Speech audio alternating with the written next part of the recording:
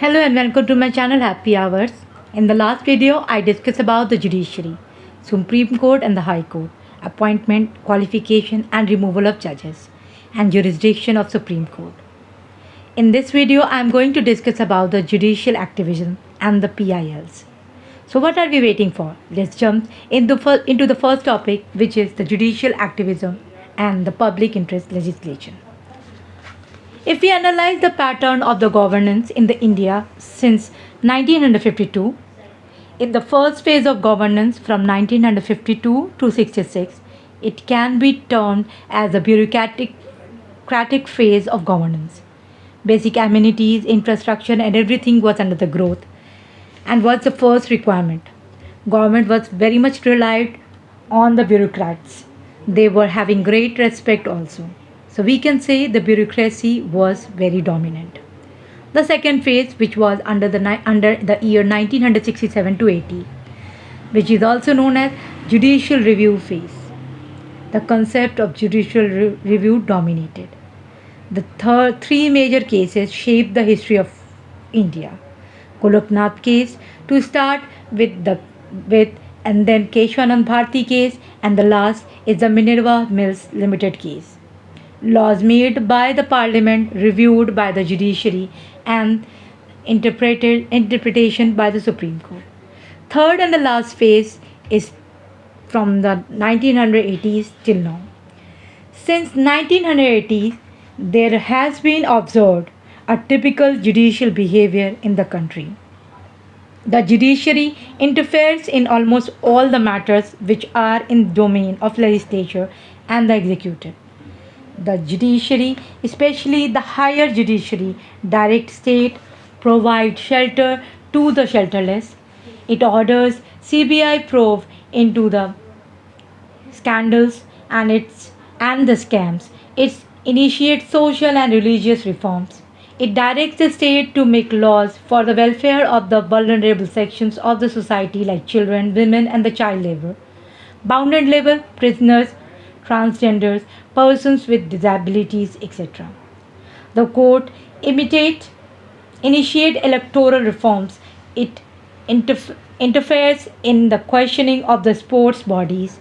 It directs the state to take steps for the clean environment and what not, but stops short of imposing taxes on the people. It is being said that we are living in the era of judicial activism. The interference of the judiciary in each and every aspects of legislature and executive. Now, what is the public interest legislation? Some public-minded people and the organization started going to the courts, especially the High Court and the Supreme Court, in the interests of general public. Because of this, judicial activism started. Now, why the judicial activism? Judicial activism started because of the PIL movement, which has its roots in the US in the 1960s.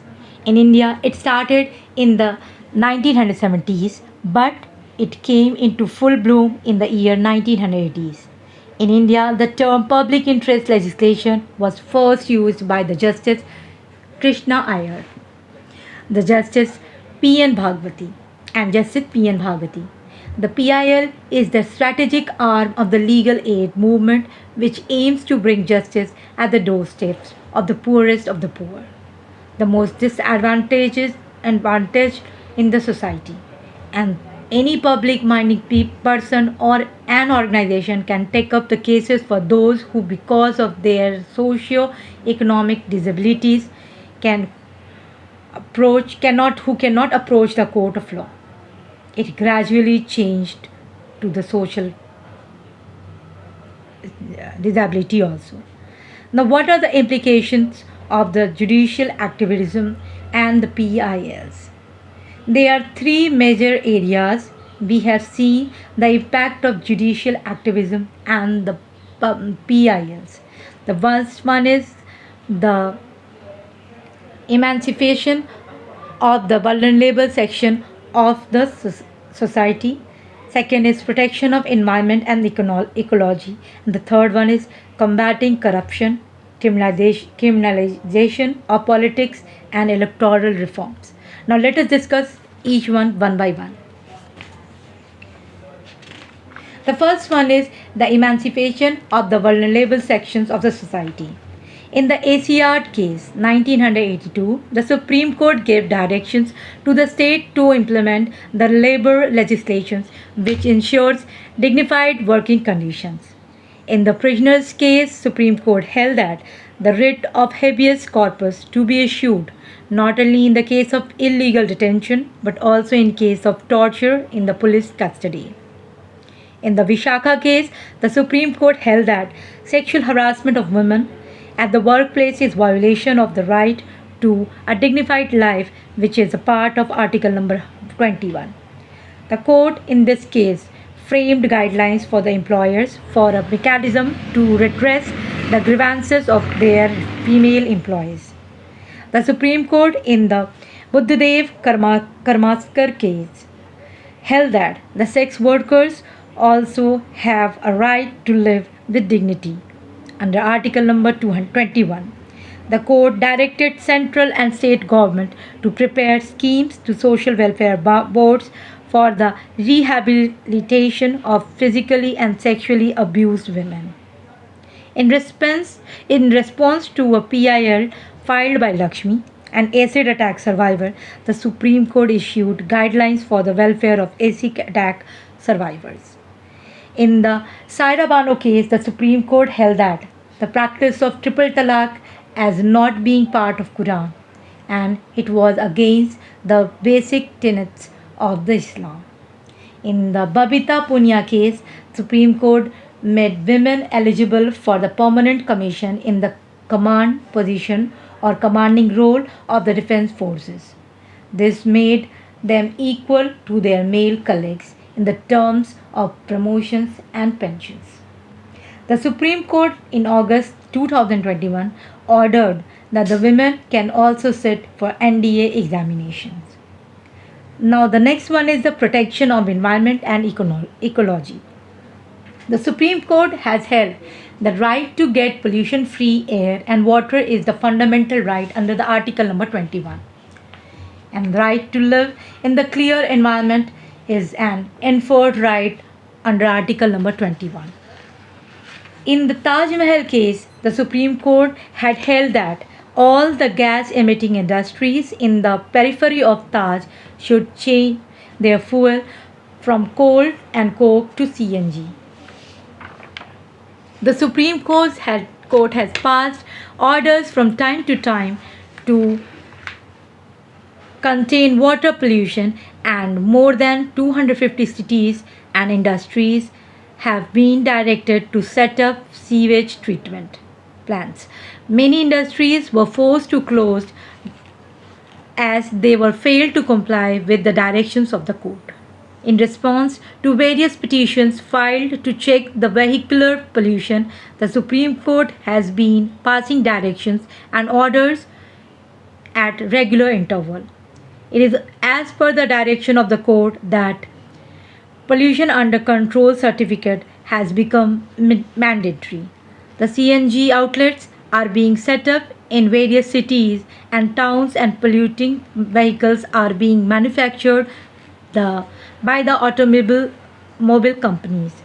The Supreme Court has passed orders to ban smoking in public places. The Supreme Court had issued order to the cinema theatre all over the country to exhibit 2 slides free of cost on environment in each shows. Now the next and the last one is combating corruption, criminalization of politics and the electoral reforms.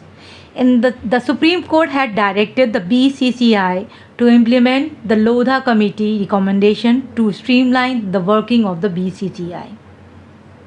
In the PVCL case, the Supreme Court held that a candidate contesting an election has to furnish certain details about himself or herself, like educational qualifications, assets, and liabilities, including that of the spouse and the dependents, the criminal background, if any. In the Lily Thomas case, the Supreme Court held that a member of legislature to be disqualified from the membership of the House if convicted for 2 or more years in the criminal offense. Now let us discuss about the criticism of judicial activism and PIL. Some critics, which includes the scholars, politicians, even the jurists, have termed judicial activism as judicial overreach. Such expression has been used shows that excessive interference of judiciary in the affairs of legislature and the executive. Whether a judgment, activism or overreach, there is very thin line with respect to it. When the judiciary crosses its limit and start indulging in adventurism, it takes the form of judicial overreach. But whether the action is activism or overreached is based on the perception of each individual, like ban on the triple talaq, entry of women of a particular age group in Sabarimala temple, and the ban on the sale of liquor in the national highway. This there can be each person's others perceptions. Now let us discuss about the issues in Indian judiciary. The first one is appointment of judges. The collegium system lacks transparency. In every country, the judges are appointed by the executives. Like in America, judge is appointed by the president and the name has to be ratified by the Senate. There also the judiciary is independent. Then why we need a collegium system in India? Now the second one is the procedural delays. The third one is large number of pending cases. Reason is growing population in the state, more disputes, more cases. Nature of crime is changing, like civil and criminal cases, cyber crime, corporate laws, and many other issues. The last one is increasing number of PILs. Now the other fact is the justice is very costly. The impact it is not only costly but it impact on the health and the peace of mind. Next, last one is the corruption, means corruption in judicial also. Now in the last topic I want to discuss is judicial reforms needed in India. Creation of Indian Judicial Service as an Indian service and the judges of the district judge level to be appointed through this service. Creation of separate PIL cells in the high courts. The vacancies in the Supreme Court and the High Court to be filled up as early as possible. Next, there is a need to appoint additional and ad hoc judges in the High Court and the Supreme Court to clear the pending cases. And the collegium should request a retiring judge to act as the ad hoc judge till a new judge is not appointed in his place. There has to be transparency in the functioning of the collegium. There is need to introduce, publicize and promote the settlement of mediation mechanism under different laws. There is need for judicial accountability. For the proper implementation of the concept of judicial accountability, it is necessary that the judges should follow a code of ethics having the following aspects. Under which was first one is the judicial decision should be honest and fair. The parties to the disputes should be treated equally. Media publicity should be avoided. Maintenance of distance from the relatives.